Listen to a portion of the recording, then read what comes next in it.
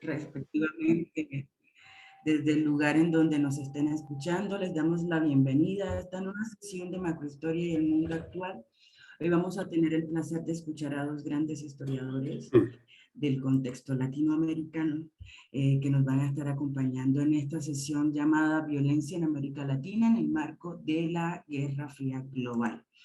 En esta oportunidad vamos a tener la presencia de Adriana Petra. Ella es doctora en Historia por la Universidad Nacional de La Plata, es investigadora del CONICET, docente de la Escuela de Humanidades y directora del Centro de Estudios Latinoamericanos de la UNSAN. Su último libro, publicado por el Fondo de Cultura Económica, llamado Intelectuales, Cultura Comunista, Itinerarios, Problemas y Debates en la Argentina de la posguerra, ha sido traducido recientemente al idioma inglés.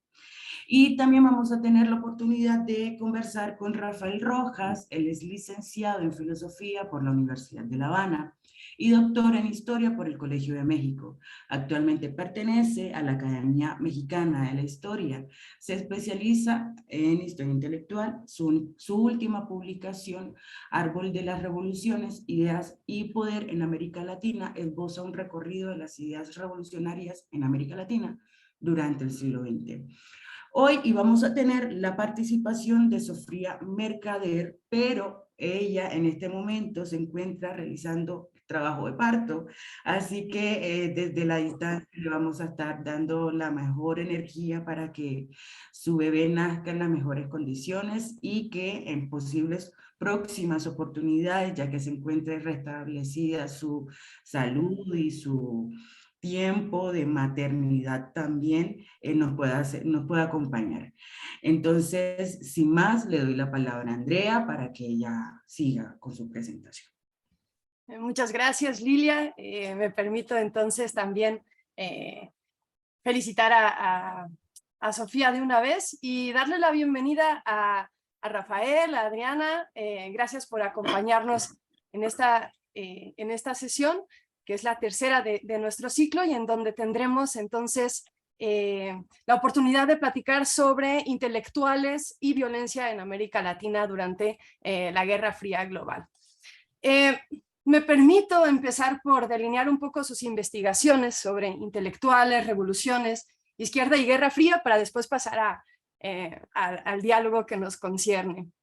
Bueno, Adriana ha publicado, como ya nos comentó Lilia, recientemente la versión en inglés de su libro Intelectuales y Cultura Comunista, que explora el desarrollo de la intelectualidad comunista en Argentina, desde sus orígenes a principios del siglo XX y hasta los años 60. Mientras que Rafael Rojas ha abordado en sus muchas publicaciones la intelectualidad y la literatura latinoamericanas con un énfasis marcado en la cuestión cubana.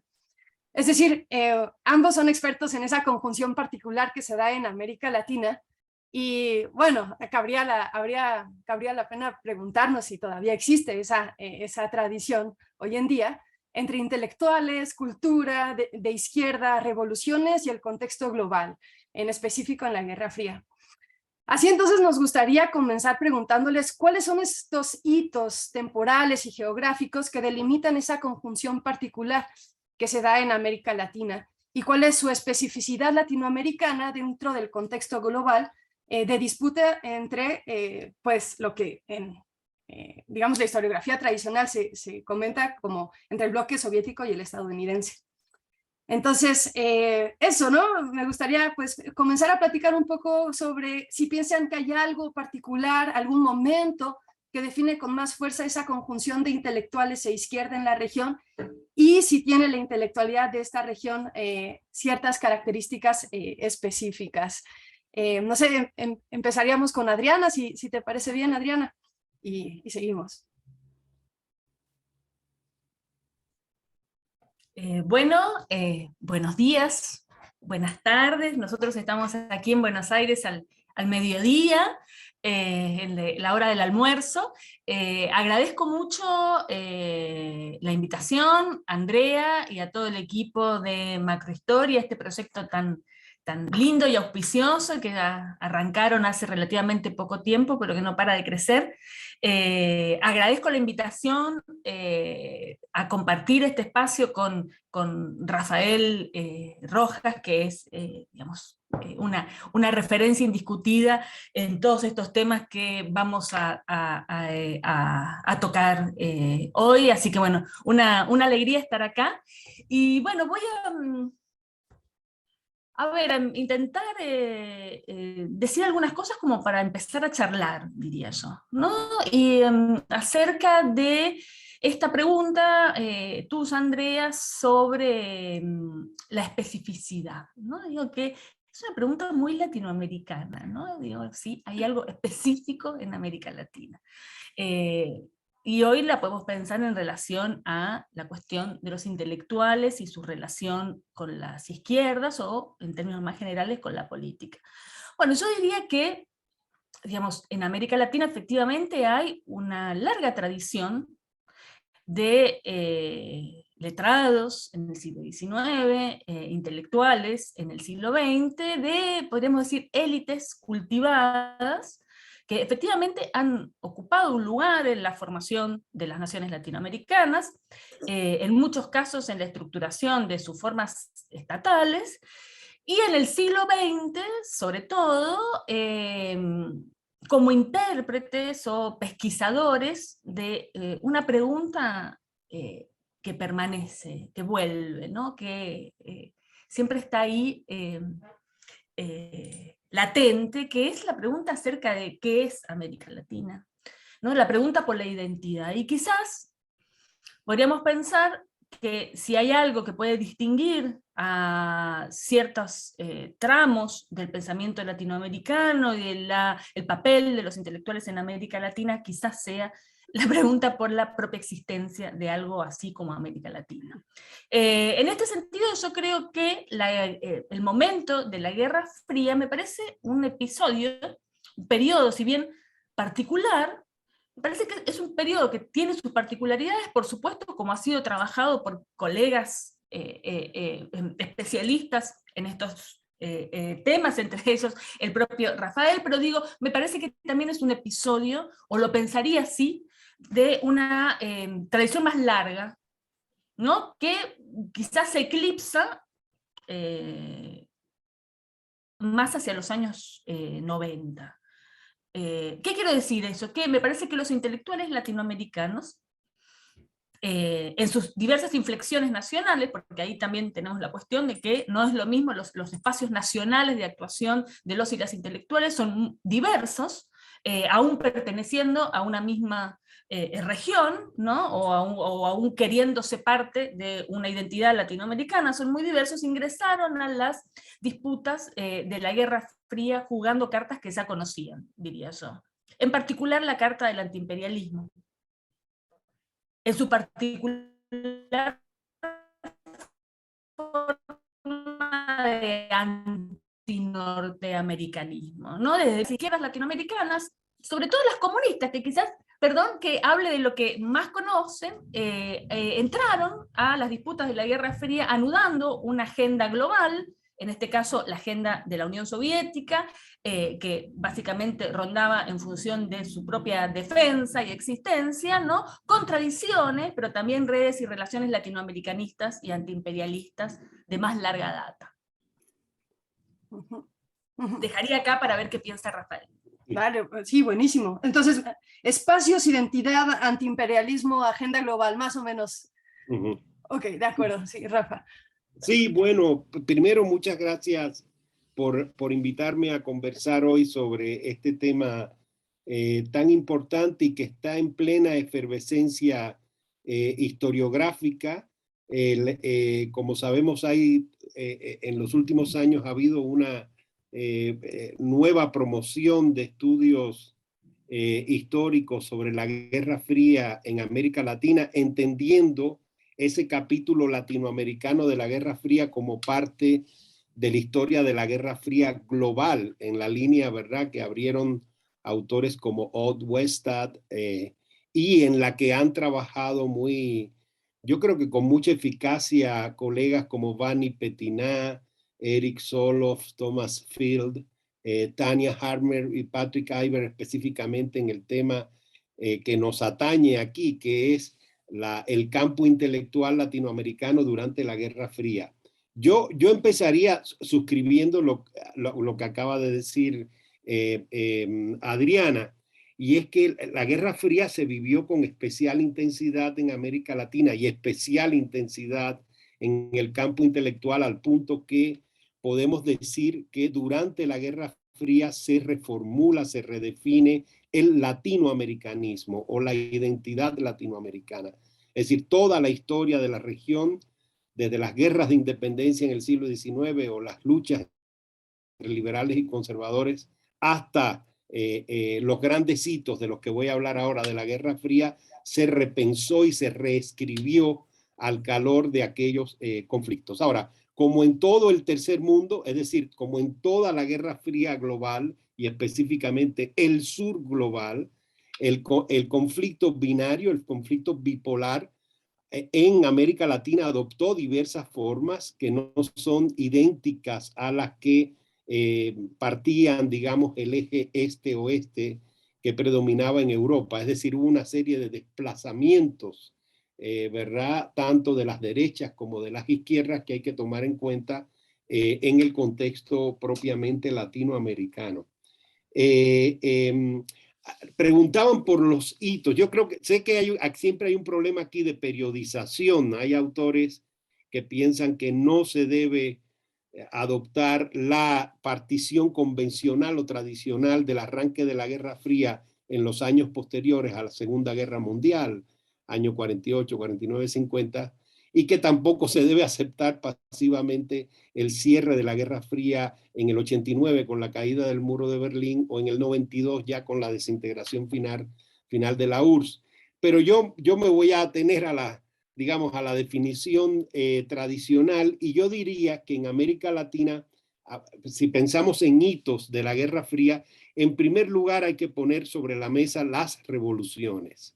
Tenemos en la primera etapa de la Guerra Fría, que podríamos decir la Guerra Fría, no la Guerra Fría más caliente, sino la primera Guerra Fría, que va de finales de los años 40 al triunfo de la Revolución Cubana y específicamente la transición socialista en Cuba.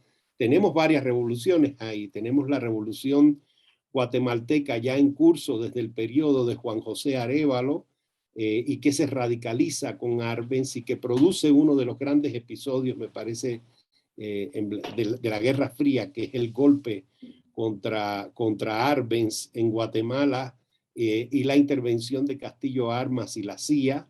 Y luego tenemos la Revolución Boliviana, que como sabemos abre una ruta distinta de interacción con los Estados Unidos, si bien Estados Unidos actúa según el expediente tradicional anticomunista y antimacartista y golpista en el caso de la Revolución guatemalteca. En el caso de la Revolución Boliviana experimenta con esta otra modalidad, ¿verdad? Como de apadrinamiento o entendimiento, financiamiento e intentos de reencauzar o conducir la revolución nacionalista revolucionaria de Paz Extensoro en Bolivia por una ruta, digamos, que no afecte tan gravemente los intereses de Estados Unidos en la región andina, ¿verdad? Entonces yo creo que hay que poner sobre la mesa el tema de las revoluciones, hasta llegar a la Revolución Cubana, cuando entonces ahí sí la Guerra Fría se calienta y entramos en una segunda fase. Recordemos que Cuba se coloca en el centro del conflicto bipolar, específicamente entre la invasión de Bahía de Cochinos o Playa Girón y sobre todo la crisis de los misiles en 1962. Es decir, tenemos un escenario de aproximación mayor al escenario bélico dentro de los cánones de la Guerra Fría, por medio del conflicto atómico, del conflicto nuclear que se instala en el Caribe a fines de 1962. Y luego entonces, además de las revoluciones, que es un concepto que debemos colocar ahí, por lo menos hasta, incluyendo dentro de esa serie de revoluciones, por supuesto, la vía chilena al socialismo de Salvador Allende y Unidad Popular en Chile, y por supuesto las revoluciones centroamericanas, la que llega al poder, que es la sandinista en el 79, pero sin descuidar la salvadoreña y la guatemalteca, que fueron muy, muy intensas en los años 70 y todavía en los años 80. Y habría que agregar naturalmente a este repertorio de hitos de la Guerra Fría, las guerrillas, ¿verdad? En toda la región, guerrillas marxistas en la mayoría de los casos, pero recordemos que no todas las guerrillas, como han estudiado Aldo Marchesi, Vera Carnovale, Eugenia Palieraki y otros autores, no todas siguiendo el modelo del foco guerrillero tradicional, el que está expuesto en la obra de Regis Debray. Y como sabemos, ni siquiera esa teoría del foco guerrillero fue del todo respaldada por el Che Guevara, que fue su inspiración. Entonces, además de las guerrillas, por último diría que hay que inscribir en este repertorio de hitos latinoamericanos de la Guerra Fría las dictaduras, los diversos tipos de dictadura. Fíjense que en ese tránsito de una primera guerra fría a otra guerra fría más caliente, digamos, ¿no? Es interesante porque hay dos modelos de dictadura muy distintos. Están las dictaduras de la primera etapa de la Guerra Fría, que son las dictaduras de hombres fuertes, anticomunistas, tipo la de Batista en Cuba, Rojas Pinilla en Colombia, Pérez Jiménez en Venezuela, Trujillo en Dominicana, los primeros Somozas y los primeros Duvalier. Y bueno, Stroessner, que siempre estuvo ahí, fue dictador de todos los tipos, digamos, ¿no? Pero luego, a partir de los años 60 y 70, tenemos este otro tipo de dictadura, que es la dictadura de las juntas militares, ¿verdad? La brasileña, la de Pinochet en Chile, la de la argentina, la uruguaya, que son las dictaduras de seguridad nacional, que algunos autores como Luis Mayra, en un viejo trabajo sobre estos nuevos tipos de dictaduras, encontraban cerca del horizonte fascista. Entonces yo creo que hay que introducir también las dictaduras aquí, ¿verdad? Como formas políticas características de la Guerra Fría latinoamericana.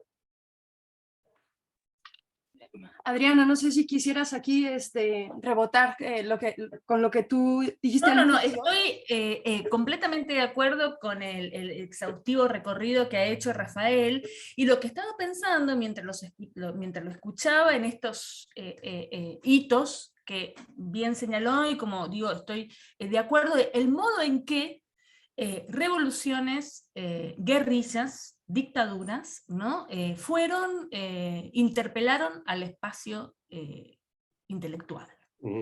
¿No? Es decir, efectivamente uno podría pensar que en esos tres hitos que ha señalado Rafael podría escribirse en torno a ellos una historia de los intelectuales latinoamericanos de la segunda mitad del siglo XX, ¿no? Es decir, la interpelación por la vía de la revolución, la idea de la revolución, ¿no? Encarnada en Cuba o reencarnada en Cuba luego de quizás el agotamiento de la promesa revolucionaria soviética, la vía de las guerrillas y cómo, digamos, la política armada interpeló de una manera muy notable y en algunos casos definitiva y en otros casos directamente trágica la intelectualidad latinoamericana. Digo, no hace falta traer, digamos, aquí referencia de lo mucho que se ha escrito, pero estoy pensando, por ejemplo, en el clásico libro de Claudia Hillman, Entre la pluma y el fusil, ¿no? Que plantea precisamente el modo en que la opción por las armas estableció un hiato y un corte en el modo de tramitar los intelectuales la propia concepción de su trabajo y de su función en la sociedad. Y por último, la cuestión de los golpes y las dictaduras, puesto que, digamos, tuvieron un impacto, el que se me viene a la cabeza como más rápidamente, es lo que supuso en términos de un tipo particular de latinoamericanización, que fue la experiencia del exilio y la ¿no? El movimiento. Rafael acaba de evocar el muy buen libro de Aldo Marchesi, que observa las organizaciones político-militares conosureñas desde un punto de vista transnacional. Y efectivamente lo que hace Aldo ahí en ese libro es tomar como punto de partida los golpes, ¿no? Iniciando con el golpe de Brasil en 1964 y el modo en que los golpes establecieron un tipo de movilidad transnacional, ¿no? Que configuró también, digamos, una propia idea y una propia red latinoamericana de la política armada en ese periodo. Entonces, digo, y por otra parte, ¿no? Pienso, por ejemplo, en la experiencia del exilio argentino en México, ¿no? Que fue determinante para una generación muy importante de intelectuales, Aricó, Portantiero, para nombrar solo algunos, en su relación con América Latina. Ninguna novedad, porque para los argentinos la experiencia del exilio mexicano ya había sido una vía de latinoamericanización, no estoy pensando en Ponce en los años 30, pero esto vuelve, ¿no? De la mano de los exilios forzosos de los intelectuales durante las dictaduras de las juntas militares, ¿no? De ese periodo, como bien mencionó Rafael. Estamos viendo entonces cómo, me encanta, porque justamente logramos como conectar dos cuestiones bien importantes, ¿no? Por un lado, estos hitos que van marcando como la historia latinoamericana durante la Guerra Fría, y por otro lado, entonces, cuáles son justamente los temas o las temáticas que envuelven a estos intelectuales latinoamericanos que están siendo, digamos, como atravesados por estos procesos políticos y que entonces refieren a ciertos... como cuestiones que van a estar siempre en el foco intelectual, ¿no? Digamos, la reformulación de una identidad latinoamericana, el posicionamiento frente al antiimperialismo, y obviamente también frente a la violencia de las dictaduras y entonces todo el movimiento de estos intelectuales dentro de la misma región. Ahora, en ese sentido, creo que queda perfecto pasar a la siguiente pregunta, que sería, claro, en este contexto, en este panorama, ¿qué tanto entonces los intelectuales concebían una autonomía literaria o artística dentro de la izquierda? Es decir, ¿este es el conflicto principal de la izquierda de la posguerra? ¿Hay o no autonomía dentro de lo que ellos están produciendo? Me gustaría ahora empezar con Rafa y lo hacemos al revés. Bueno, sí, ese es uno de los grandes dilemas, digamos, ¿no? De los intelectuales. Hay que recordar, además de lo que mencionaba Adriana, que estas revoluciones, desde la guatemalteca, en menor medida la boliviana, pero sobre todo y emblemáticamente la cubana, generan estas corrientes de solidaridad, ¿verdad? Que pasan por el mecanismo muy interesante de la peregrinación que han estado estudiando Martín Rivadero y otros autores, ¿verdad? Estos intelectuales peregrinos que van de revolución en revolución. A veces no tiene que ser por la vía, digamos, de una peregrinación para involucrarse en el proceso mismo de cambio social y político que se emprende una revolución. A veces es un acompañamiento desde lejos. Por ejemplo, si ustedes revisan las grandes revistas de ciencias sociales latinoamericanas, como el Foro Económico del Fondo de Cultura Económica o Cuadernos Americanos, por ejemplo, en los años 50 verán muchísimos artículos a favor de la reforma agraria guatemalteca de Arbenz o de la reforma agraria de Paz Extensor en Bolivia. Es decir, que había un tipo de acompañamiento intelectual de esas revoluciones antes de la propia Revolución Cubana. Ahora, la Revolución Cubana sí ya es, digamos, la gran experiencia, ahí sí también de peregrinación, porque muchos intelectuales latinoamericanos se involucran directamente, ¿verdad? Está el caso de Massetti, de Carlos María Gutiérrez en Uruguay, Massetti en Argentina, por supuesto, o Ezequiel Martínez Estrada también, el argentino, que se va a Cuba, se convierte en una figura fundamental de Casa de las Américas. Luego están los viajes que hace todo el grupo del MLN cardenista mexicano, con Víctor Flores Olea, Carlos Fuentes, Pablo González Casanova, ¿verdad? Que llegan allí y entonces hacen un número entero de la revista Lunes de Revolución y acompañan todo este proceso de transformación y de radicalización socialista en Cuba.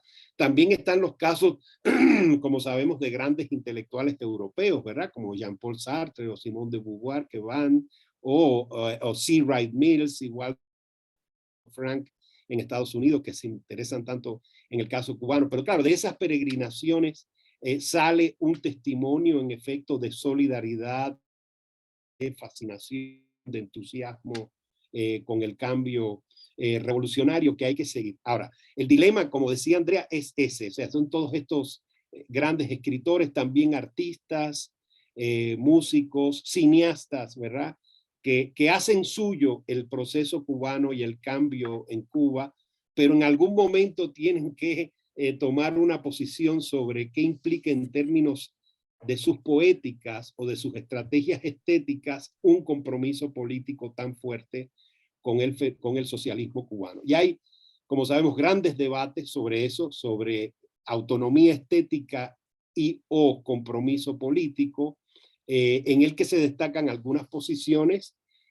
Una de ellas, por ejemplo, muy interesante, es la de Julio Cortázar, quien siempre insistió, saben, el gran narrador argentino, siempre insistió en que no eran incompatibles las dos cosas, que se podía desarrollar una literatura de vanguardia, incluso cosmopolita, desde una residencia como París, ¿verdad? Que era donde él vivía, y al mismo tiempo apoyar la Revolución Cubana. A Cortázar se le enfrentaron otras posiciones, Oscar Collazos, por ejemplo, el colombiano, Mario Benedetti, polemizaron con él y polemizaron también con Mario Vargas Llosa. Esas son las famosas polémicas de la revista Casa de las Américas, la revista Mundo Nuevo, que se lanza en París y que dirige Emil Rodríguez Monegal, marcha en Uruguay con el punto de vista muy particular de Ángel Rama.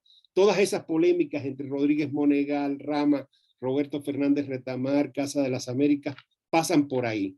A veces había una exigencia, sobre todo de las instituciones cubanas, de que el compromiso político fuera unido a una subordinación del proyecto estético a la ideología, digamos, de la revolución que hay que defender. Y estas otras revistas, de algún modo, digamos, pusieron límites a esa manera de formular el compromiso. Y ese dilema, de algún modo, estalla en la famosa crisis del caso Padilla, que está muy bien descrita, como recordaba Adriana, en el libro de Claudia Hillman, donde de algún modo se parten las aguas, ¿no? Y más allá de los temas de financiamiento,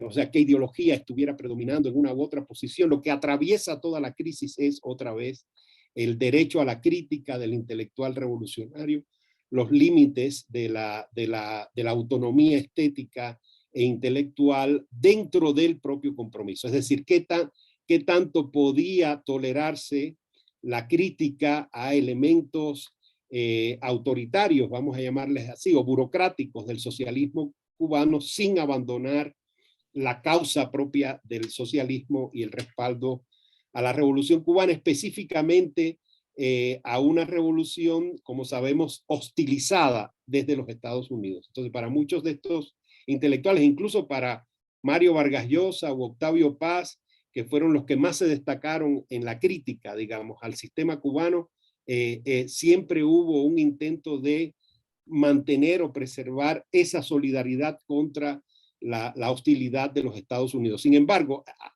se habían dado, en el caso de ellos y de otros, se dieron ciertos pasos en el camino de la crítica, ¿verdad?, que acabaron por quebrar la relación con el gobierno cubano.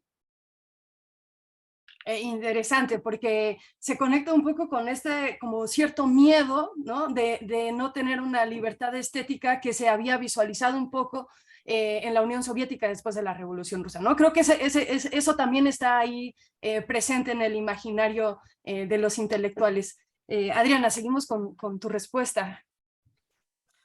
Bueno, pensaba, ¿no?, que el tema el compromiso político de los intelectuales y los artistas, la relación, digamos, siempre compleja, diría yo, entre el mundo de la cultura y sus lógicas, y el mundo de la política y sus lógicas, ¿no? Y la cuestión de la autonomía, no es algo que efectivamente nazca, ¿no? con la Guerra Fría. Digo, es algo que, podríamos decir, acompaña el nombre intelectuales, ¿no? Desde, podríamos decir, su bautismo de fuego, si aceptamos esa cronología de el affaire Dreyfus en adelante, ¿no? Esta tensión aparece, ¿no? Y tiene momentos de fuerte condensación, donde esa tensión, esas aporías, esas contradicciones, ¿no? Se ven en toda su magnitud. Las revoluciones son uno, creo, de esos momentos, porque en efecto uno puede pensar que el tema de la autonomía del arte, de las formas de representación del mundo popular, de las necesidades, ¿no? de la política y las necesidades creativas, tuvieron, digamos, un momento muy fuerte dentro de la propia historia, ¿no? de la revolución bolchevique de 1917, en sus primeros años de enorme efervescencia creativa y posterior burocratización, ¿no? por la vía del llamado realismo socialista, que tuvo sus reverberaciones a lo largo y ancho, ¿no? del mundo comunista global, llegando a convertirse en un tema de debate dentro de espacios nacionales muy lejanos, como en el caso de los países latinoamericanos, ¿no? donde el problema de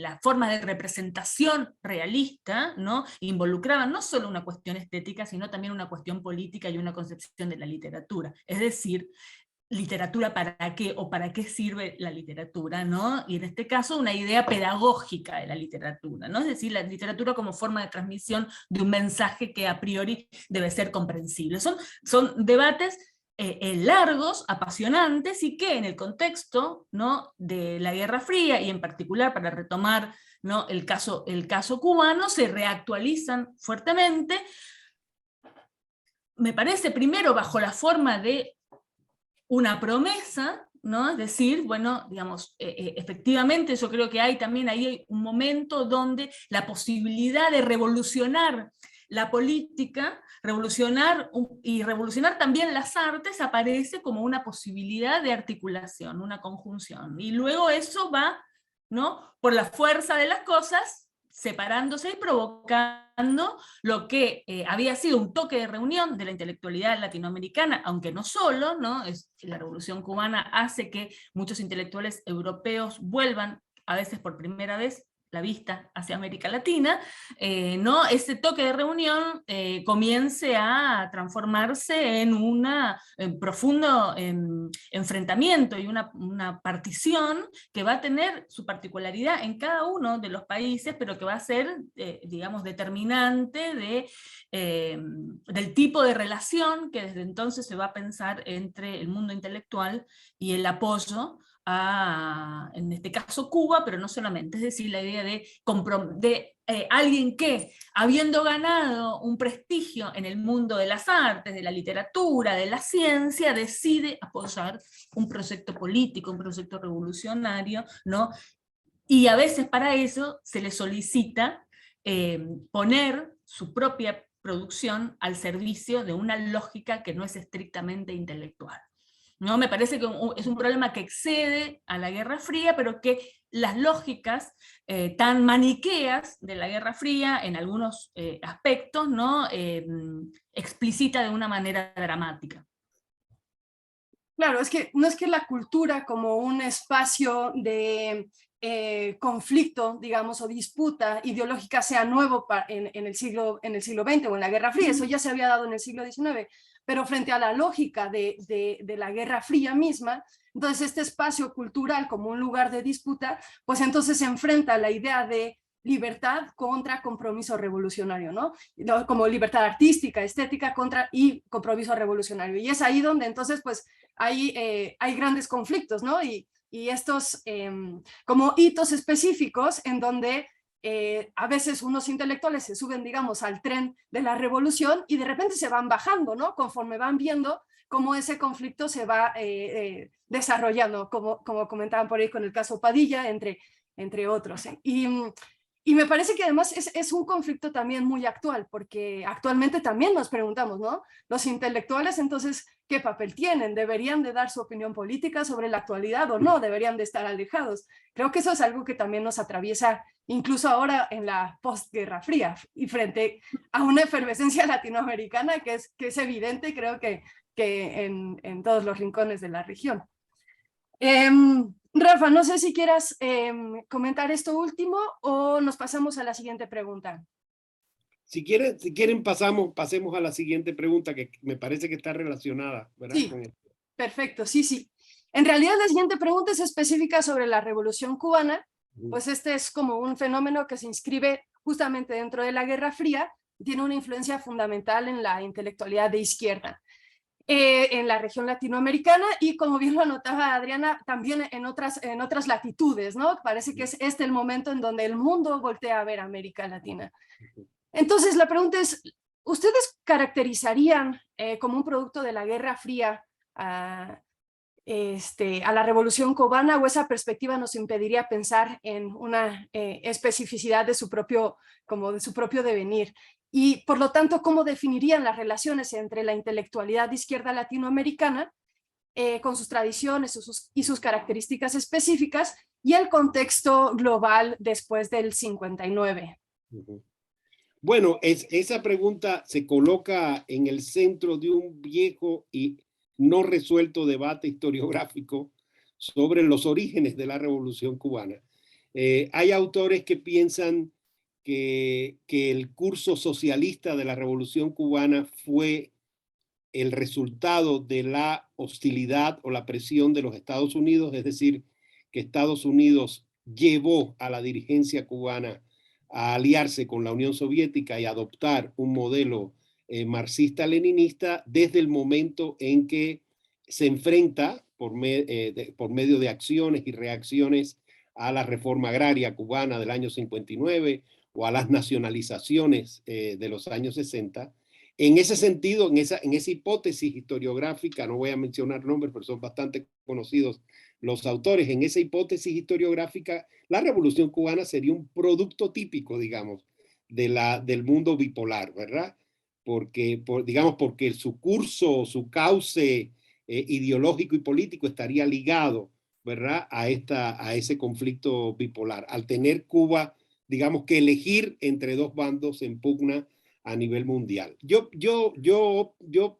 creo que al final eso acabó sucediendo, pero me parece que hay otra manera de interpretar los orígenes de la Revolución Cubana y que tiene que ver con la tradición revolucionaria latinoamericana. En sus orígenes, esa revolución en los años 50 es una revolución muy parecida a todas las que están armándose contra las dictaduras caribeñas, las famosas revoluciones de la Legión del Caribe que estudió Charles D. Ameringer, que son las revoluciones contra la dictadura de Trujillo en Dominicana, contra la de Pérez Jiménez en Venezuela, Rojas Pinilla en Colombia. Había, como sabemos, rebeliones, guerrillas en casi todos esos países, y la cubana es muy parecida. Son revoluciones también muy parecidas a la guatemalteca y a la boliviana. Son revoluciones originalmente nacionalistas, revolucionarias, que proponen una reforma agraria moderada, que son antiimperialistas, que le quieren poner un alto al intervencionismo de Estados Unidos,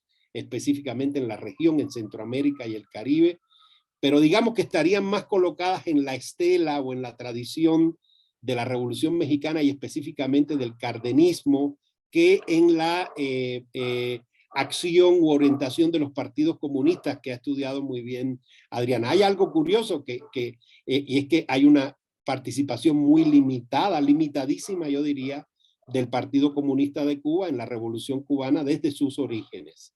Ahora, ¿qué es lo que sucede? Que después esa es una revolución que al calor del conflicto con los Estados Unidos se radicaliza y radicaliza a sus principales líderes.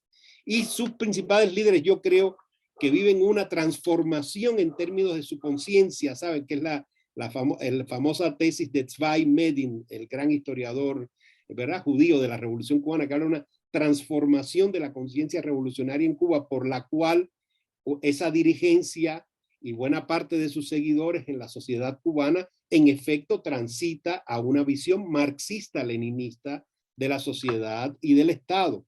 Desde la planificación económica hasta la política cultural, ¿verdad? Veremos toda esa estrategia política cubana regida por el marxismo-leninismo a partir del año 61-62. Y yo creo que este elemento de la transformación, como decían esos viejos términos, de la conciencia revolucionaria, es una variable que no se puede sacar del análisis.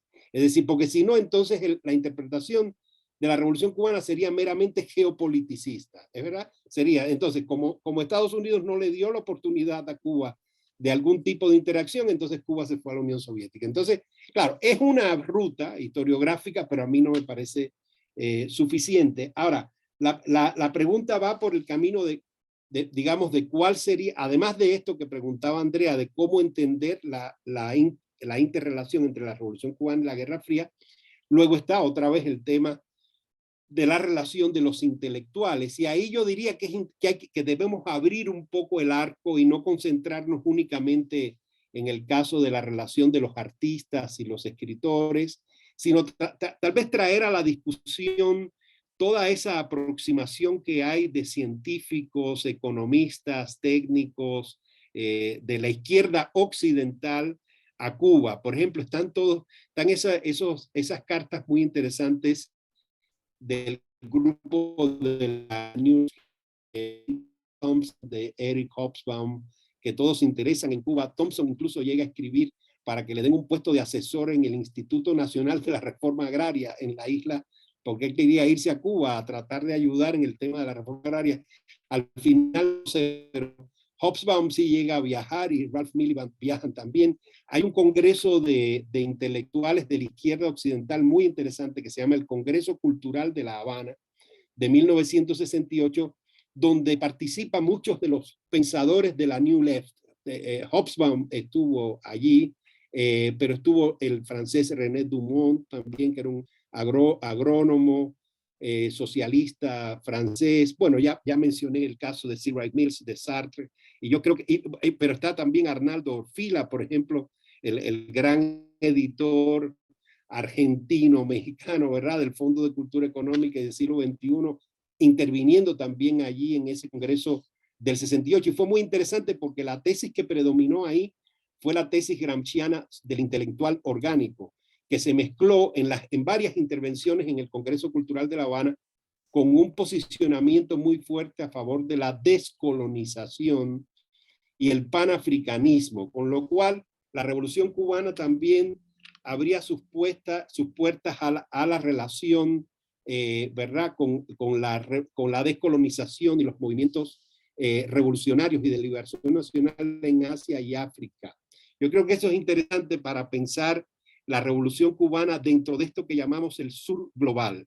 Como sabemos, ya en los años 70, y esto tiene que ver con el desencanto que mencionaron tanto Adriana como Andrea, en los años 70, cuando esa opción que podríamos llamar guevarista o alternativa se cancela y el gobierno cubano sí se inserta más plenamente en el sistema mundial del bloque soviético, aquellas posiciones de la nueva izquierda a favor de Cuba quedan un tanto descolocadas, y es después del caso Padilla específicamente. Y es ahí donde vienen todos estos testimonios de desencanto que alcanzan a muchas de esas figuras, alcanzan a varios de los líderes, por ejemplo, del Black Panther Party en Estados Unidos, al propio Sartre, y que es posible leer también en textos de Thompson y otros autores de la nueva izquierda. Ellos sienten que el socialismo cubano se va burocratizando, que se va sovietizando y que abandona su primera fase, ¿verdad?, de mayor sintonía con la New Left. Gracias, Rafael. Adriana, adelante. Bueno, me parece que para aquella que haya recorrido, aunque sea a vuelo de pájaro, ¿no?, las publicaciones, los libros, las revistas, las películas, los documentos de cultura varios de los los años 60 no podría sino estar un hecho determinante, ¿no?, en la reconfiguración de las identidades políticas disponibles de las izquierdas a ese momento. Y al mismo tiempo, yo pensaba hasta qué punto podría ser interesante, ¿no?, digamos, también pensar la Revolución Cubana, no solamente en los términos de la Guerra Fría, ¿no?, el lugar de la Revolución Cubana dentro de procesos de más vasto alcance que podríamos ligar no solamente a la Guerra Fría que remite, ¿no?, sino al mundo de posguerra, ¿no?, que el mundo de la segunda posguerra, que incluye toda una serie de cambios cimbronarios, novedades, rupturas, ¿no?, que opaca y poco transitada década, que es la década de 1950, y que, digamos, podríamos decir que configura una nueva geografía de mundo, diría yo, que se inicia con la Revolución China en el 49, ¿no?, y que de alguna manera organiza un tipo de mirada donde América Latina comienza a tener un lugar más tempranamente que la Revolución Cubana, ¿no?, en esto que Rafael llama muy acertadamente, ¿no?, una imaginación sur-sur, ¿no?, donde los problemas latinoamericanos comienzan a ser asociados o comparados, ¿no?, con el mundo asiático vía China, pero también con el mundo de la descolonización, ¿no? Y ahí es interesante porque me parece que hay una cuestión de solapamiento de redes, ¿no?, que la Revolución Cubana reconfigura, pero que al mismo tiempo se sirve de eso, ¿no? Digamos, las redes del comunismo, del pacifismo soviético, por ejemplo, que se desarrollaron a lo largo de las décadas 50, las redes, incluso en términos de su opuesto, las redes atlantistas, anticomunistas, ¿no?, que van también a jugar un papel luego en la década del 60 y la década del 70. Estoy pensando en los trabajos, bueno, acá Rafael mencionó a Patrick Ebert del Congreso por la Libertad de la Cultura, y además, digamos, toda una especie de estructura de activismo intelectual transnacional organizada en función del enfrentamiento de Guerra Fría, pero digo que luego la Revolución Cubana reconfigura, ¿no? Pero digo, me parece interesante rescatar esta cuestión de la ligazón del acontecimiento cubano con un mundo que se iba transformando políticamente, ideológicamente, pero también en los propios términos del trabajo intelectual, ¿no? Pensemos, digamos, un mundo, un espacio intelectual que cambia morfológicamente, pensemos que también es el mismo momento de emergencia, consolidación, transnacionalización de las ciencias sociales, que van a tener un lugar en los procesos revolucionarios, ¿no?, en Cuba, pero también luego, por ejemplo, en la Chile de Allende, ¿no?, un proceso de internacionalización también del mundo del arte, un proceso de crisis, ¿no?, de los antiguos modelos del intelectual, por ejemplo, asociados a los escritores o a ese intelectual universalista. Digo, me parece que ahí hay un lugar de Cuba que emerge como un acontecimiento que, abriendo un poco el foco, condensa una serie de movimientos, ¿no?, globales que permiten explicar, ¿no?, toda una serie de cuestiones que la contienen y a la vez la exceden.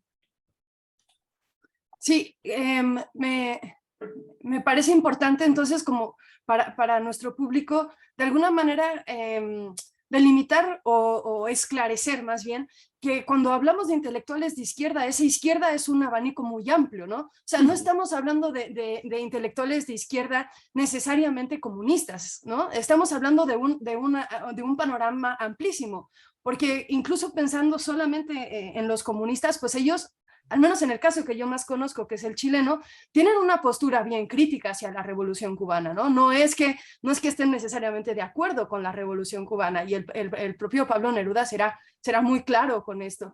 En ese sentido, entonces, por supuesto que la Revolución Cubana es un hito importante en las discusiones sobre la cultura que se dan, ¿no? Justo en yo iba a hablar de este Congreso por la Libertad de la Cultura, ¿no? Entonces podemos reconocer que los intelectuales que están hablando o se están conformando alrededor de estos acontecimientos latinoamericanos violentos, no necesariamente vienen de la izquierda solamente, ¿no? Sino que también vienen de la derecha, y que dentro de ese gran abanico, de una derecha radical hasta una izquierda radical y todo lo que hay en medio, pues entonces es muy compleja la relación entre ellos y lo que está sucediendo en el momento.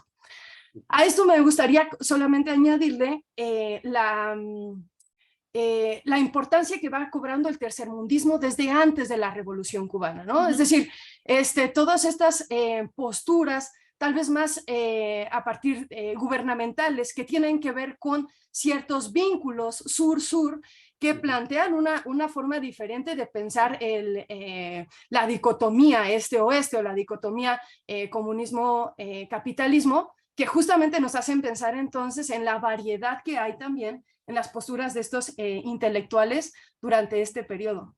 Entonces, creo que eso nos arrastra entonces a la siguiente pregunta, que sería que claro que hay una relación intensa entre intelectuales de izquierda y política, ¿no? Característica de esta posguerra o de esta Guerra Fría. Pero digamos que esa relación no es necesariamente sencilla ni clara a nuestros ojos cuando vemos ese pasado. ¿Creen ustedes que se podría sacar alguna lección de esta relación intensa entre intelectuales de izquierda y política durante la Guerra Fría? Empezamos con Adriana esta vez. Qué difícil la pregunta de sacar lecciones, ¿no? Es verdad. Es muy complicado, pero quizás podríamos pensarlo aquí juntos, ¿no? En los términos de, no tanto de la pregunta acerca de lo que los intelectuales deben ser o deben pensar, ¿no? En los términos normativos, para decirlo con Carlos Altamirano, ¿no? De lo que debe ser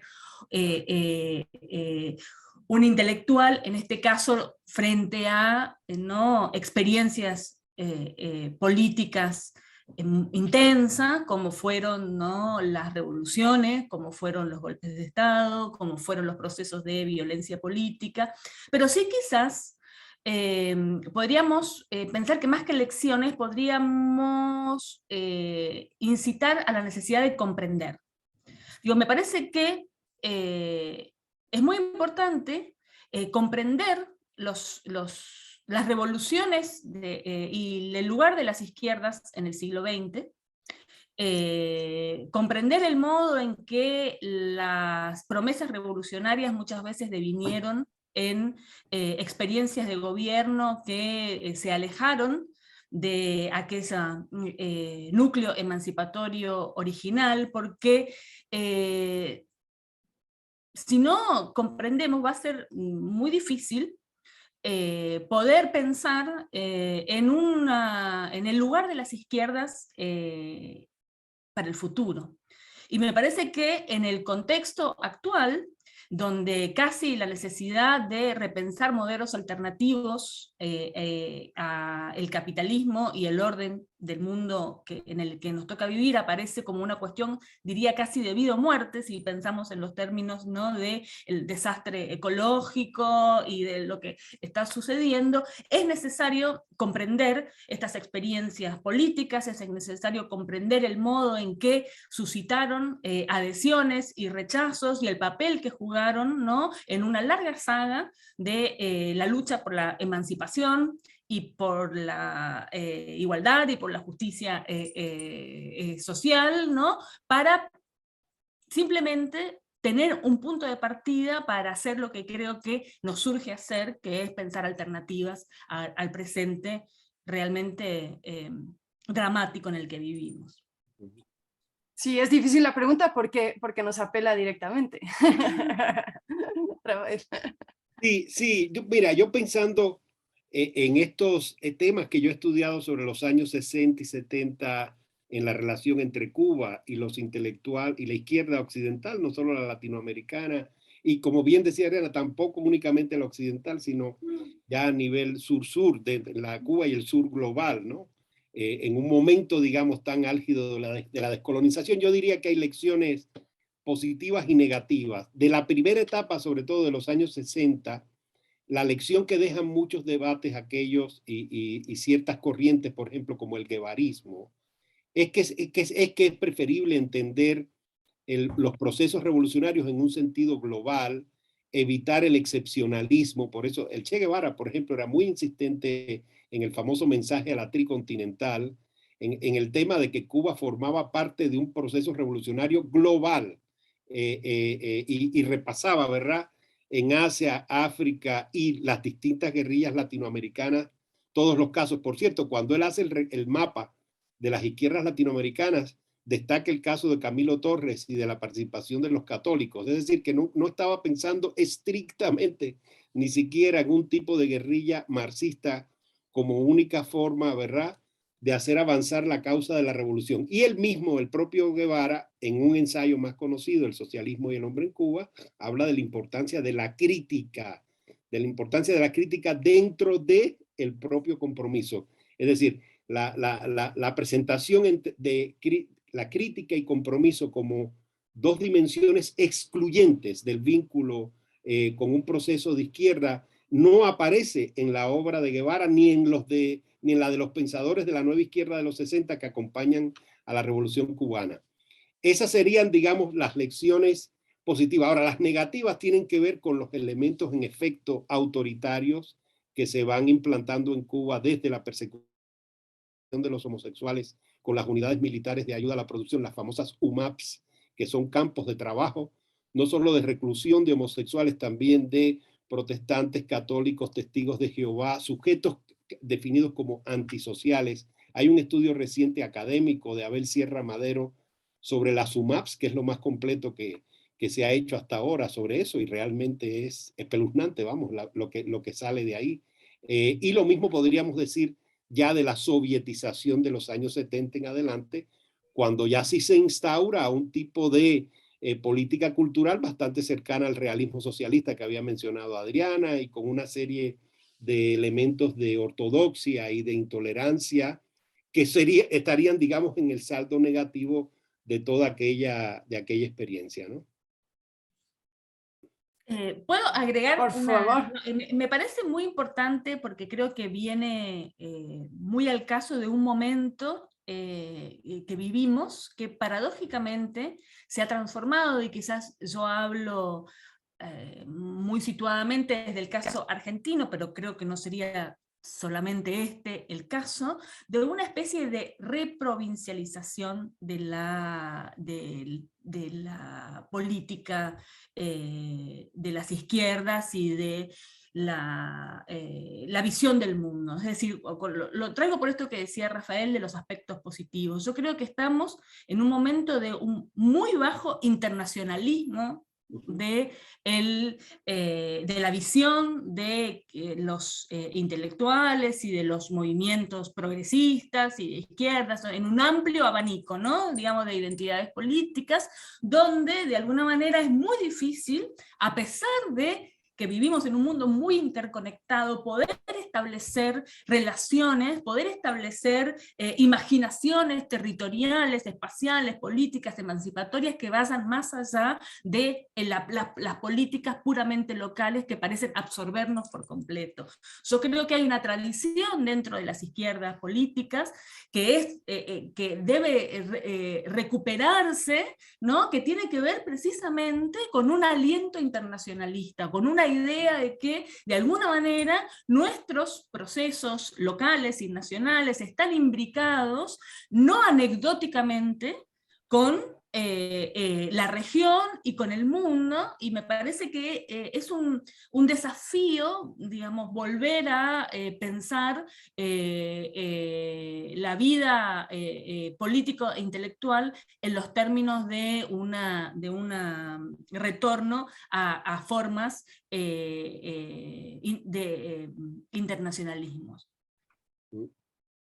De alguna manera eso tiene que ver con lo que ha estudiado Enzo Traverso sobre la melancolía de izquierda, ¿no? Como que esta melancolía de sí hay una izquierda actual, pero es una izquierda derrotada que no sabe cómo realizar esos vínculos internacionalistas actuales, ¿no? Sigue habiendo como una cierta añoranza de lo que fue la izquierda y de cómo hoy en día tiene otras estructuras, ¿no? Y me salto así a la siguiente pregunta que queda perfecta, que es que, como diría Raymond Williams, podemos pensar que persiste hoy en día una estructura de sentimiento surgida del contexto de la Guerra Fría, es decir, justamente este sentimiento, esta melancolía que parece que invade de alguna manera las izquierdas actuales, que se perfilan además diferentes, ¿no? Porque claramente la izquierda actual es muy diferente a la izquierda de hace 50 años, ¿no? Entonces, no sé cómo...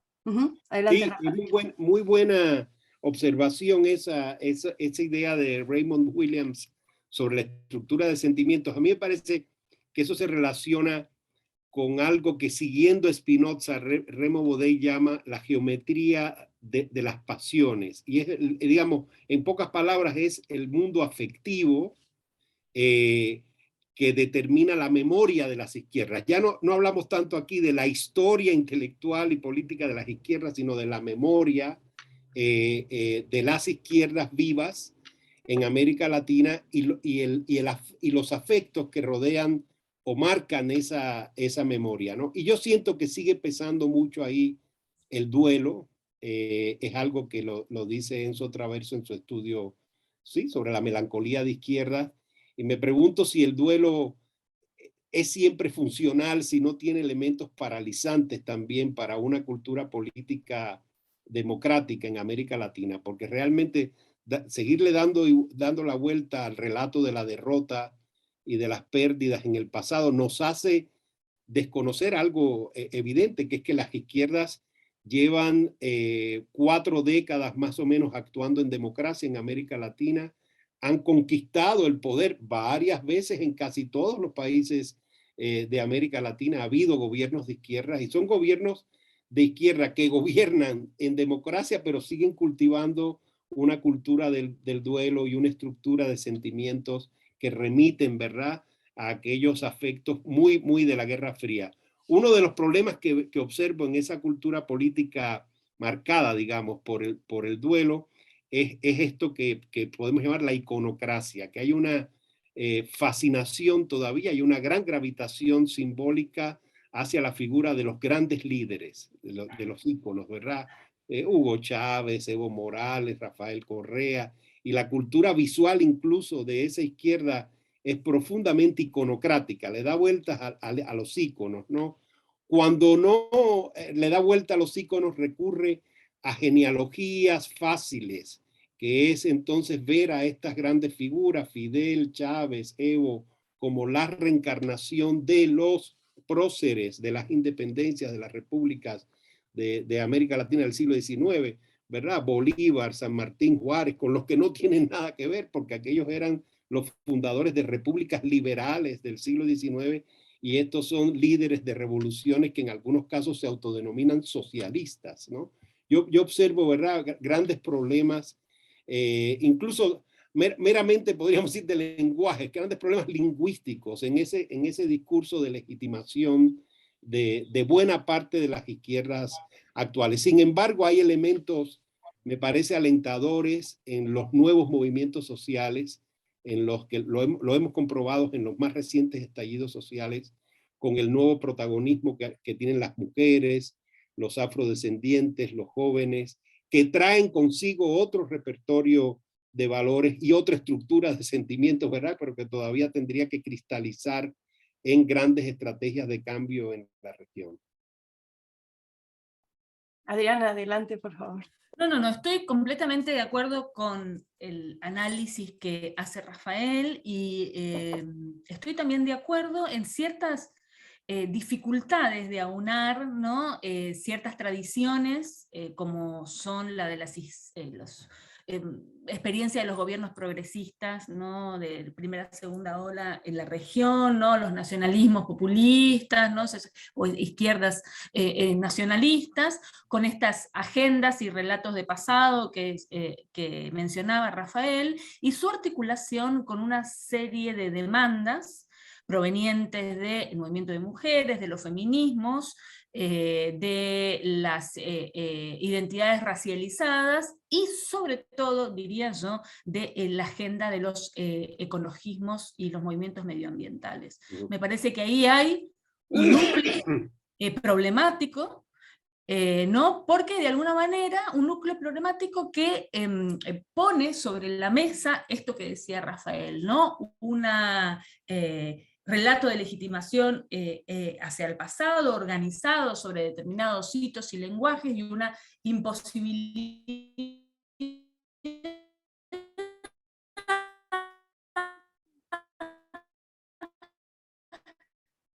que viene desde muchos lugares, en principio, ¿no? A agendas que de alguna manera ponen sobre el tapete toda una serie de problemas ligados a los modelos de desarrollo, a discusiones, ¿no? Que ya no tienen que ver, ¿no? Con tradiciones ideológicas únicamente, ¿no? Sino con modos de gestionar el Estado, que para muchas comunidades latinoamericanas es un modo de gestionar sus vidas, ¿no? O de su posibilidad de vivir en un mundo habitable, ¿no? Y estoy pensando sobre todo en relación a, por ejemplo, la cuestión, ¿no? De los extractivismos, de las actividades ¿no? ligadas a la explotación de la naturaleza, que me parece un tema de fundamental importancia, y lo traigo especialmente porque nosotros estamos aquí en la Argentina, viviendo un momento bastante dramático con el tema de los incendios, ¿no? Y en una ciudad muy cercana a Buenos Aires, como es Rosario, están viviendo en un clima irrespirable por el humo de los incendios, producto de, ¿no?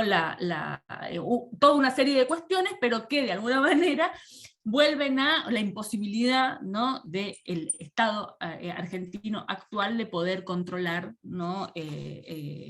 Las formas más agresivas, ¿no? del capitalismo agrario. Bueno, eso. Claro, porque la izquierda actual entonces es crítica frente a la izquierda, digamos que más tradicional del siglo XX, ¿no? Creo yo, en dos como temas muy específicos. Uno, el feminismo, ¿no? Y el otro, el ecologismo. Es decir, claro, la izquierda de la que hoy hablamos toda la sesión, ¿no? Esa izquierda de la segunda, posterior a la Segunda Guerra Mundial, es una izquierda que está inscrita en ciertas dinámicas patriarcales, ¿no? Y está inscrita en ciertas dinámicas del desarrollismo, como el objetivo de la economía nacional. Y en ese sentido son las izquierdas actuales las que están también poniendo en duda esos dos como características de la izquierda pasada, con la cual no se sienten de ninguna manera ligados. Es muy interesante el momento que estamos viviendo.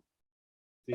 Sí, el tema, bueno, el patriarcalismo está clarísimo durante todo el periodo de la izquierda guerrillera de la Guerra Fría, pero como tú bien dices, el desarrollismo también, en los, digamos, flancos más heterodoxos de la New Left, pongamos, el guevarismo, sigue muy vivo el desarrollismo. En realidad, empieza a abandonar el desarrollismo con la vuelta a una lógica comunitaria, tal vez con la rebelión de Chiapas, del EZLN en los 90, y en algunos sectores, ¿verdad?, del nuevo constitucionalismo latinoamericano, pero me parece que hasta muy poco tiempo el paradigma seguía siendo desarrollista, ¿sí? Y extractivista, ¿no? Y como una muestra brutal de eso es la Constitución que no fue en Exacto, Chile, ¿no? Exacto, ha sido muy ilustrativa la reacción paralela de izquierdas y derechas en contra del proyecto constitucional chileno, al que unos y otros llaman identitario, digamos, en un sentido peyorativo, ¿verdad? Eso a mí me ha resultado muy revelador eso. Sí. Pues muchísimas gracias a ambos, Adriana, Rafael, por esta agradable charla. Tenemos varias preguntas del público que me gustaría que se las hiciéramos para que también pudieran participar los que se encuentran aquí con nosotros. Para eso le voy a pedir a mi compañero Santiago que lo comente con ustedes. Por lo pronto, muchísimas gracias por este momento y Gracias. adelante, Santiago. Muy bien. Pues las preguntas que han ido llegando están más, digamos, las podemos centrar como en 3 bloques, si les parece.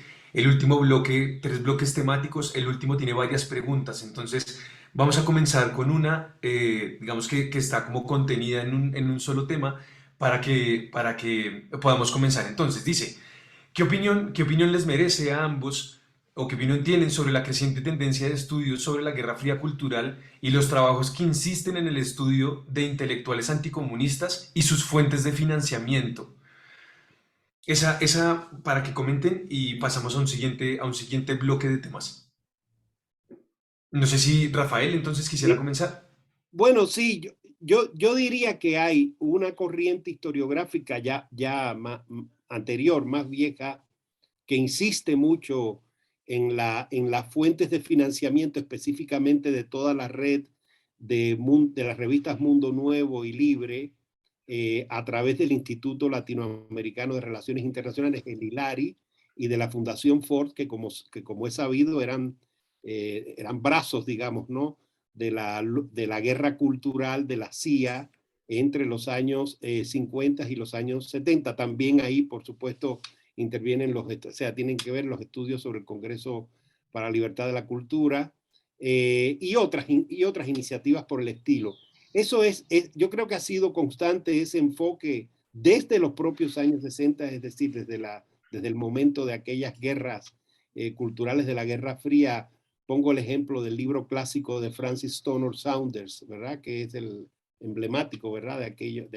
Ahora, a mí me parece que hay otra beta historiográfica que, sin desconocer la trama financiera, intenta complejizar las redes geopolíticas y las posiciones públicas de los intelectuales en la Guerra Fría cultural, y que, a diferencia de aquella tradición muy a lo Francis Stoner Saunders, no desconoce también las fuentes de financiamiento y las redes geopolíticas del otro bloque, del comunista, a través del Consejo Mundial por la Paz y todas las instituciones culturales soviéticas. Y yo diría que un libro representativo, una investigación representativa de esta otra corriente es la de Patrick Iber, en Neither Peace Nor Freedom, sobre la Guerra Fría cultural. Muy bien. ¿Adriana? Bueno, no agregaría mucho más a lo que ya contestó Rafael. Me parece que, en efecto, lo que hay, tanto desde el punto de vista de los trabajos historiográficos que se han ocupado del espacio no ligado a, como dijo Rafael, el ILARI, el Congreso por la Libertad de la Cultura, lo que se llama, ¿no?, el atlantismo, como de los trabajos que se han ocupado de las instituciones culturales soviéticas de la Guerra Fría, digamos, parten, a diferencia de las posiciones más ideológicamente situadas de los trabajos anteriores, de intentar, sin desconocer los financiamientos, sin desconocer la heteronomía de ciertas organizaciones y de ciertas figuras intelectuales, intentar más bien que tomar eso como punto de llegada de las investigaciones, tomar eso como punto de partida, es decir, digamos, cómo pensar organizaciones, publicaciones, espacios intelectuales que efectivamente tuvieron una condición heterónoma respecto de, estados u organismos internacionales que los financiaban en el contexto de las batallas culturales de la Guerra Fría, pero que sin embargo, digamos, se trata de fenómenos culturales e intelectuales que no se agotan únicamente en eso, ¿no?, y que suponen toda una serie de cuestiones complejas que es interesante comprender y estudiar, porque formaron parte del mundo cultural latinoamericano del siglo XX. Bien, muy bien. El siguiente bloque de preguntas son dos preguntas, entonces voy a hacerlas seguidas y si en este caso podemos comenzar entonces por Adriana, si les parece. La primera nos comenta Carlos Reyes y dice: cuando se habla de los intelectuales y la Guerra Fría, además de la violencia en América Latina, me parece interesante retomar el caso del Movimiento de Acción Revolucionaria Mexicano y su radicalización en la Unión Soviética y después en Corea.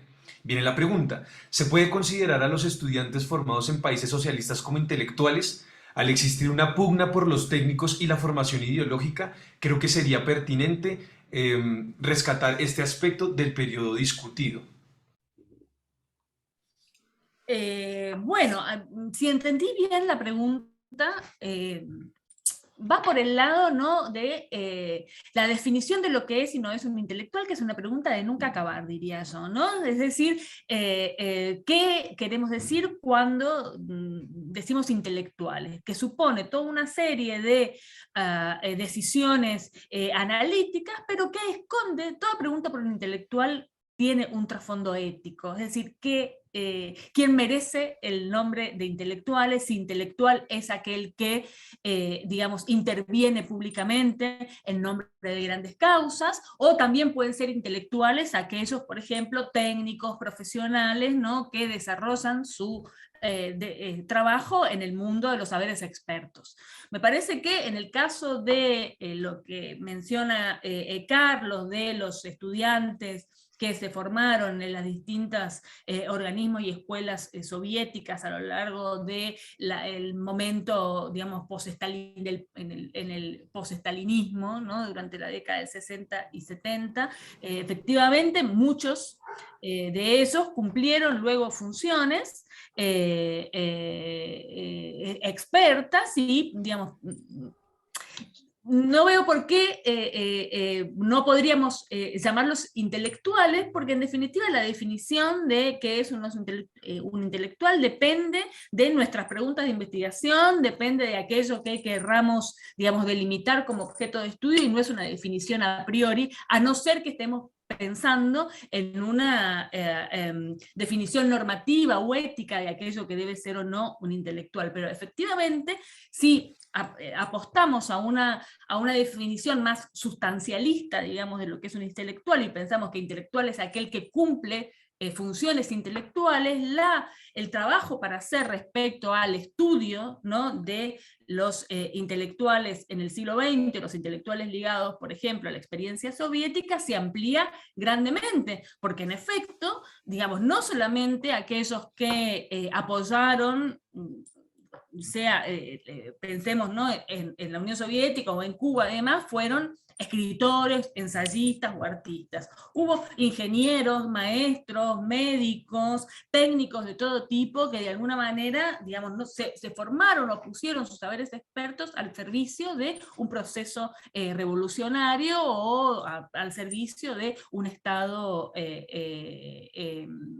socialista. Entonces, efectivamente, desde el punto de vista de una agenda de la historia de los intelectuales de izquierda, la inclusión de los técnicos y profesionales me parece una posibilidad interesante, precisamente para salir de los lugares más transitados de la historia de los intelectuales, que está ligado, ¿no?, a la imagen o de los escritores o de los artistas. Rafael, me gustaría ahí añadir una pregunta que viene muy a cuento sobre el papel de los intelectuales, para que amplíes pues el comentario si es pertinente. La pregunta la envía Nelly Maldonado y es: la derrota, según Abelard, y la melancolía o conceptos pues trabajados por Abelard, y la melancolía por Traverso, parecen haber atravesado a tal punto la figura de los intelectuales que, por un lado, digamos, o la integración acrítica, y por otro, pues parece que los deja muy mal parados ante la figura ante otros intelectuales. La pregunta es: ¿hay una reformulación o reconfiguración del rol de los intelectuales hoy en día que sea algo más esperanzadora que lo que hemos podido conversar en este espacio? Entonces, la quería ligar justo porque estábamos hablando, como el eje pues de estas preguntas es esta noción de los intelectuales.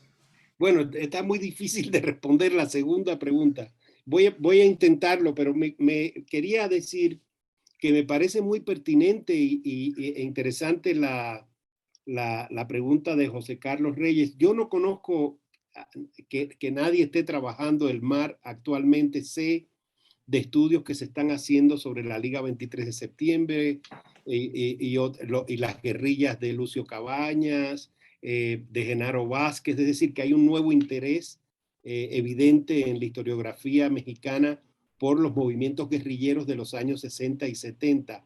Pero el estudio del mar tendría interés por este otro lado, por el lado, digamos, de los movimientos estudiantiles y la relación con las matrices ideológicas de la Guerra Fría. Existe un lugar común que me parece que la historiografía está desafiando ya, de que la Unión Soviética no simpatizaba, o el PECUS específicamente, no simpatizaba por lo general con los movimientos guerrilleros. Ahora estamos viendo en investigaciones otro tipo de vínculos allí, y creo que las universidades fueron precisamente instituciones de conexión entre los proyectos guerrilleros latinoamericanos y el Kremlin. La Patricio Lumumba por un lado, la Universidad Lomonosov por el otro. Habría que hacer una buena reconstrucción de todo el mapa de estudiantes y académicos latinoamericanos que pasaron por aquellas universidades. Se podría hacer un trabajo precioso a nivel prosopográfico y también de historia institucional, tan solo revisando bien los expedientes de aquellas universidades. Y estoy seguro que nos llevaremos varias sorpresas ahí, o sea, que irían en contra de esta supuesta desconexión entre la URSS y los movimientos guerrilleros. Por otro lado, en el caso del mar, está esa rara experiencia con Corea, que me hace recordar los estudios que se están haciendo en Colombia sobre el EPL y las guerrillas maoístas, ¿sabe? Que es el tema de la última novela de Juan Gabriel Vázquez, y que se está empezando a estudiarse bastante ahí, lo mismo que Sendero Luminoso. Ahí hay, digamos, otro flanco, digamos, de guerrillas latinoamericanas que buscan alternativas geopolíticas en la Guerra Fría por medio de la conexión con Corea del Norte o con la China maoísta. Habría que avanzar mucho más en eso, no únicamente, digamos, por el ángulo de la historia intelectual. Creo que aquí esto tiene que ver también con la historia de las guerrillas y con la historia de los movimientos estudiantiles que tienen, como ustedes saben, su propia senda dentro de la historiografía. Ahora, como decía, sobre el rol de los intelectuales hoy, yo creo que estamos viviendo un cambio muy profundo en el campo intelectual que tiene que ver con los nuevos medios de comunicación, las redes sociales, las distintas formas de interacción en la vida pública que se producen en los sectores intelectuales. Yo diría que estamos viviendo una especie de mutación de la figura del intelectual tal y como la conocimos hasta la Guerra Fría. Entonces habría que preguntarse no solo si esa mutación se da acompañada de un cambio discursivo, sino también de un cambio incluso en términos de liderazgo, ¿no? Antes hablábamos de cómo estos nuevos sujetos transforman los discursos tradicionales de la izquierda, por ejemplo, el ecologismo, el feminismo, la lucha antirracista. Pues lo mismo yo creo que habría que hacer con los discursos de los intelectuales. Habría que pasar, digamos, el discurso de los intelectuales y su recurrencia a los tópicos del duelo, de la derrota, por la gran transformación en términos de liderazgo que estamos viendo en la izquierda latinoamericana de hoy. Pues muy bien, no sé si Adriana, como habíamos comenzado, si quieres complementar algo un poco más sobre esta segunda parte de cuál sería esa figura más esperanzadora o cómo ves el rol hoy, o si pasamos de momento al siguiente bloque. Bueno, si querés pasemos porque me sumo al siguiente para decir algo que me había quedado en el tintero. Muy bien, entonces el tercer bloque comienza con un comentario que viene de Mario Perna y comenta sobre la lógica que arrastra la gramática de la Guerra Fría sobre el rol de los intelectuales y sus compromisos desde la izquierda y que lo llevan a preguntarse sobre el caso centroamericano, sobre todo de algunos casos como el de Ernesto Cardenal y Roque Dalton. ¿Qué podrían ustedes comentar alrededor de esos casos, fundamentalmente desde la experiencia centroamericana, que pues particularmente desde la intelectualidad de la izquierda terminaron siendo arrastrados por acontecimientos, dice el comentario, en sus propios espacios de acción. No sé quién quisiera comentar. Rafael, comencemos. Bueno, brevemente sobre Roque Dalton, hay un buen estudio reciente de Gwendolyn López en el CIDE. Después ella trabajó otros temas relacionados con el compromiso intelectual, o más específicamente sobre Carlos Fuentes en su doctorado en la UNAM, pero su tesis de maestría es muy exhaustiva sobre el caso de Roque. Yo diría que el propio Roque Dalton estuvo involucrado en aquellos debates sobre la función de la literatura en la revolución y el socialismo, y sus posiciones fueron, si tuviera que asociarlo a alguna figura, sus posiciones fueron bastante cercanas a las de Julio Cortázar, en esta idea de que el artista, por el hecho de ser comprometido, no tenía que renunciar a su autonomía estética ni a la búsqueda de expresiones vanguardistas o cosmopolitas en la literatura. Él rechazaba mucho siempre esa acusación de europeísmo o de excesiva sofisticación en la literatura, específicamente en su poesía, o la acusación de vanguardismo, digamos, como una forma de alienación o enajenación de la literatura en el contexto revolucionario. Ahora, la otra parte de su experiencia, como sabemos, tiene que ver con la traición y con las luchas intestinas dentro de los movimientos guerrilleros y de izquierda, específicamente en El Salvador. Así que yo diría que su caso, digamos, el caso de Roque, abona mucho en el sentido, ¿verdad?, del discurso de la derrota y del duelo en la Guerra Fría. Y el caso de Cardenal en el otro sentido, porque como sabemos, bueno, yo creo que al igual que Roque Dalton desarrolló una obra poética de altísima calidad, siempre en conexión con la producción poética de mayor rigor y de mayor exquisitez, tanto en Europa como en Estados Unidos. Él fue un gran lector de la poesía norteamericana, del American Modernism, y fue traductor junto con José Coronel Urtecho de esos grandes poetas, ¿verdad? De Whitman, Eliot, Pound, los grandes poetas americanos de la primera mitad, de final del siglo XIX y la primera mitad del siglo XX. Ahora, por otro lado, su figura está ligada también al desencanto y a la frustración por lo que sucedió en los últimos años, en su gran desencuentro con el gobierno de Daniel Ortega, ¿verdad? Que lo llevaron a cuestionar profundamente a ese gobierno y a aislarse como tantos otros intelectuales nicaragüenses, lo llevaron a una especie de aislamiento dentro del campo cultural e intelectual de Nicaragua por su rechazo al autoritarismo de Daniel Ortega. Muy bien. Ariane, entonces quisieras aprovechar esta para ampliar lo que se quedó en el panel, en el bloque anterior. No, era como un breve apunte y después voy a agregar algo más en relación, me quedé pensando en lo que mencionaba Rafael sobre la cuestión de los movimientos estudiantiles y los espacios de formación de estudiantes, y pensaba en el libro de Tobias Ruprecht sobre el internacionalismo soviético después de Stalin, que le dedica un capítulo precisamente a la cuestión de los estudiantes, que me parece que hasta ahora es como lo único, o al menos de lo poco que conozco que se ha escrito sobre eso, que efectivamente es un capítulo muy interesante, ¿no?, de esta cuestión. Y después yo pensaba, ¿no?, en relación a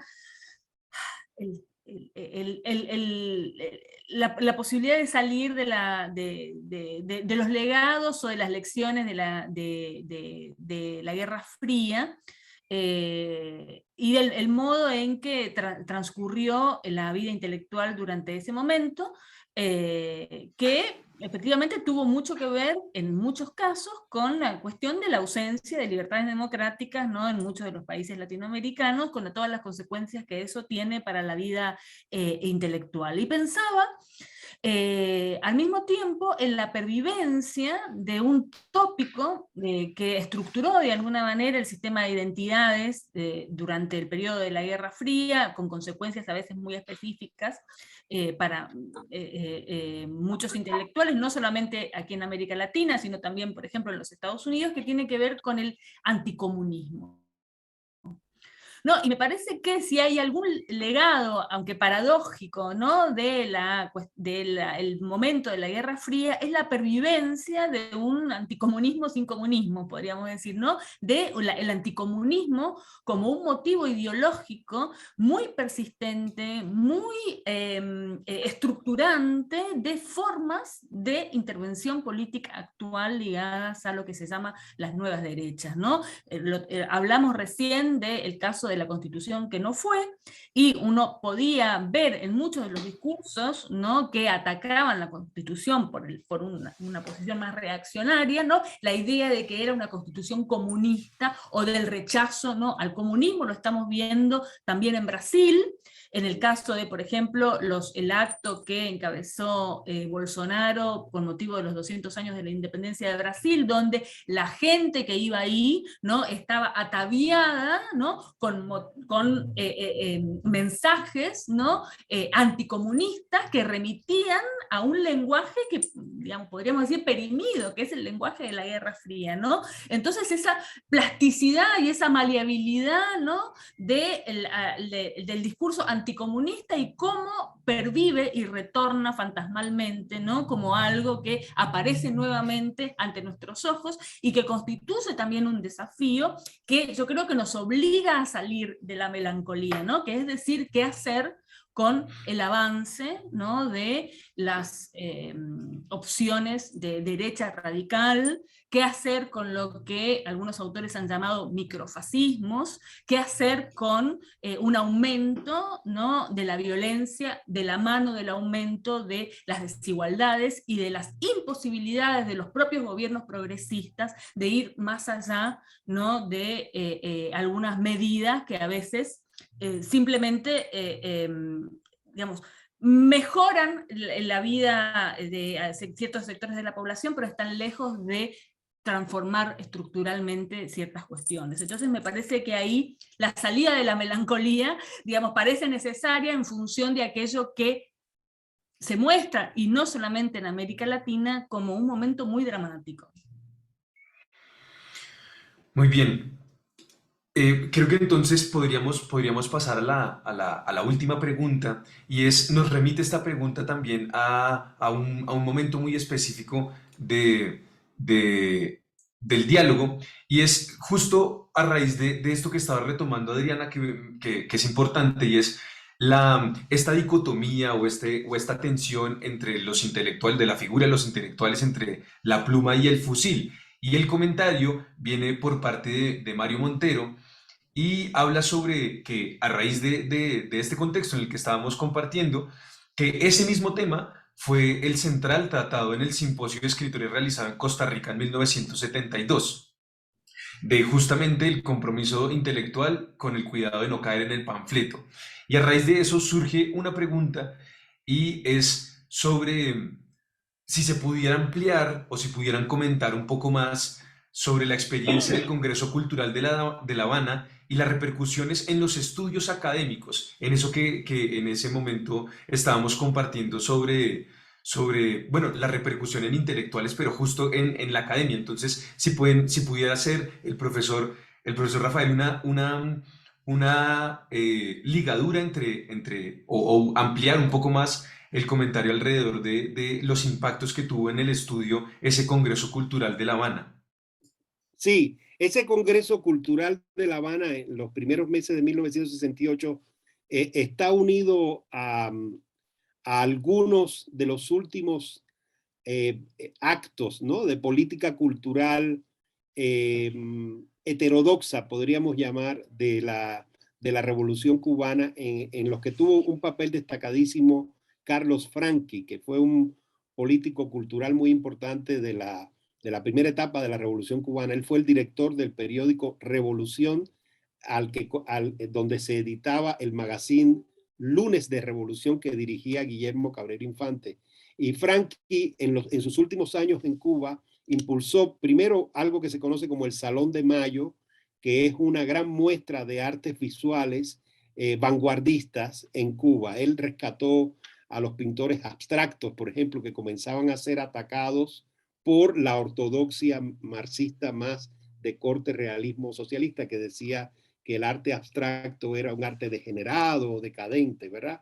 Y entonces él rescató a esos pintores y escultores abstractos y los reunió en el Salón de Mayo. Y luego entonces impulsó este Congreso Cultural de La Habana para atraer a la izquierda occidental más heterodoxa, es decir, la izquierda occidental no alineada con la Unión Soviética. Y entonces buscó naturalmente en el grupo de Tiempos Modernos de Sartre en Francia, vinieron varios de los editores. Sartre no viajó entonces, él viajó en los años 60, pero varios de los editores, digamos, del grupo existencialista francés, varios viajaron a La Habana, viajaron varios pensadores de la New Left Review. Yo mencioné a Eric Hobsbawm, pero fue muy protagónico allí Ralph Miliband, este teórico socialista.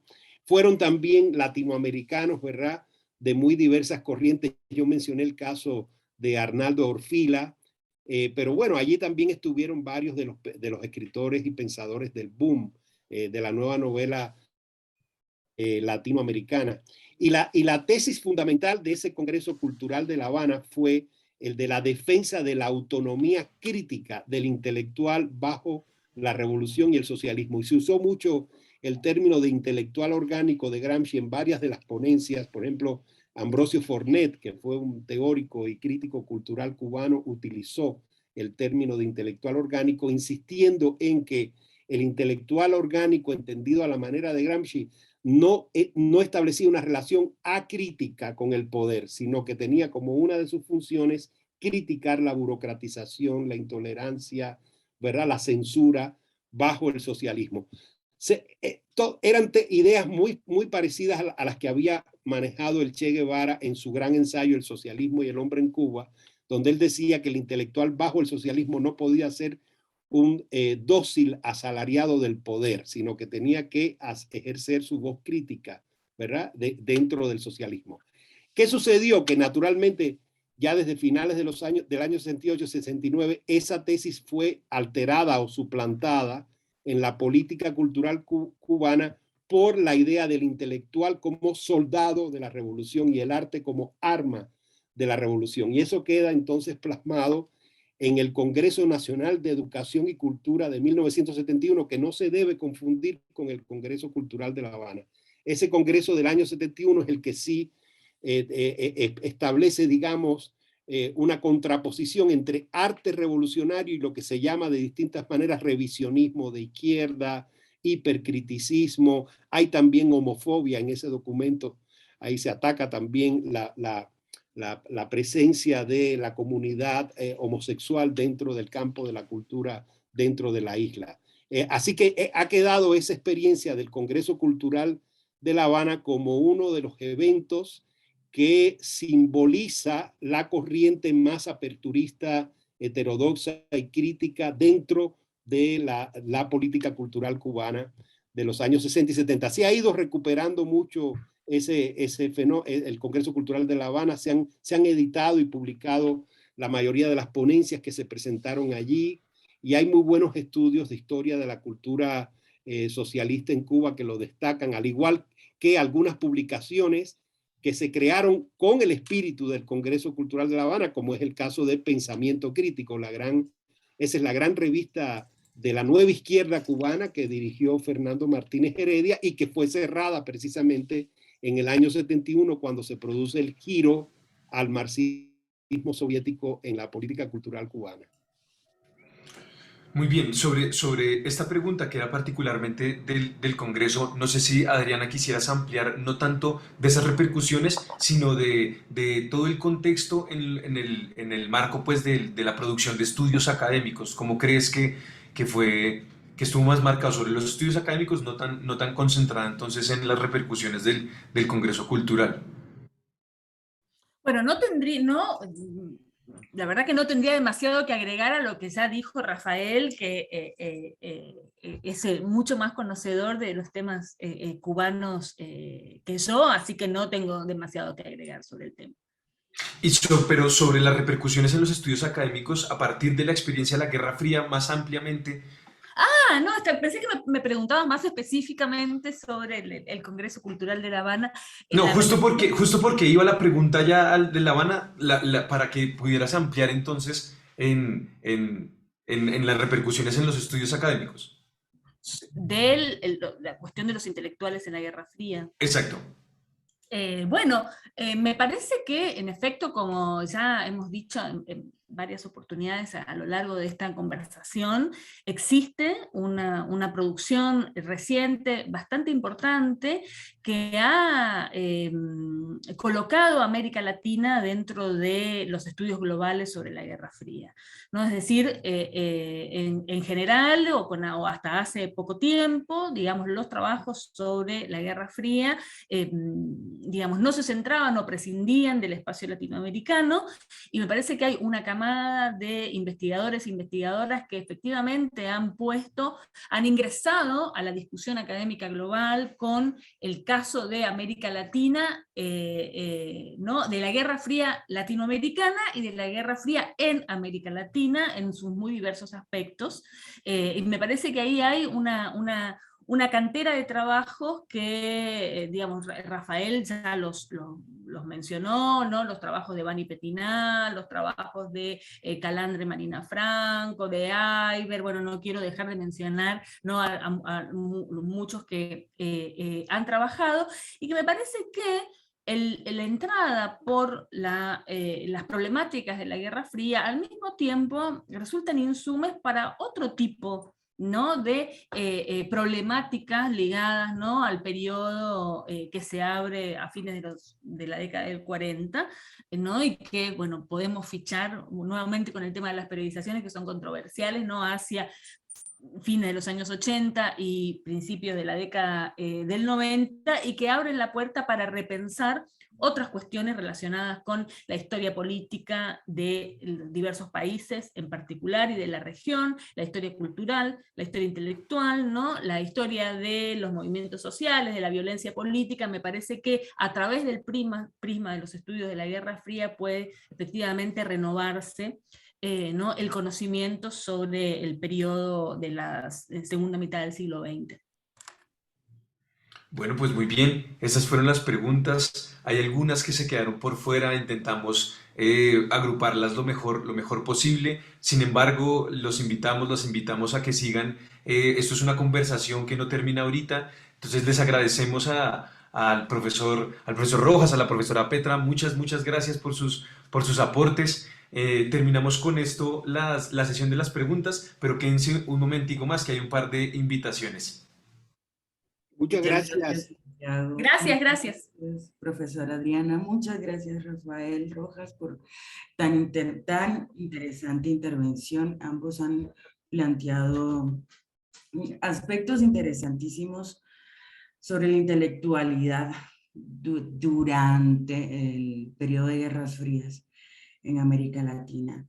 Continuando en esta línea de ideas, el próximo 1 de octubre, Silvana Mandolesi y Gabriel Gatti estarán hablando sobre, acá tengo el título de la sesión, Violencia y Memoria en América Latina. Esperemos que también se conecten con nosotros y nosotras para seguir alimentando todas estas grandes temáticas y grandes preguntas, interrogantes que tenemos sobre estos temas. También queremos invitarles a que hagan parte de nuestro dossier o en el dossier en el cual está participando Macrohistoria y el Mundo Actual, que se llama Enfoques Interdisciplinares sobre el Mar, una perspectiva global. Y también tenemos la convocatoria permanentemente abierta para la recepción de artículos para Macrohistoria, la revista. Allí en nuestras redes sociales se ven un poquito a contraluz, pero ahí están nuestras redes sociales, en Facebook, Instagram, en Twitter también tenemos cuenta, y no se olviden de escribirnos por correo electrónico. Nuestro canal de YouTube constantemente se estará actualizando para que estén también al pendiente de las anteriores mesas que se han estado realizando. Así que estén atentos a nuestras redes sociales porque también se van a estar subiendo estas y las anteriores mesas. No siendo más, muchísimas gracias por estar acá, por escucharnos, por permanecer, por seguirnos. Síganos en redes, denles like a nuestras publicaciones para así hacerle frente al algoritmo de las mismas redes sociales que a veces nos sabotean un poco en este proceso de divulgación. Y nada, muchísimas gracias.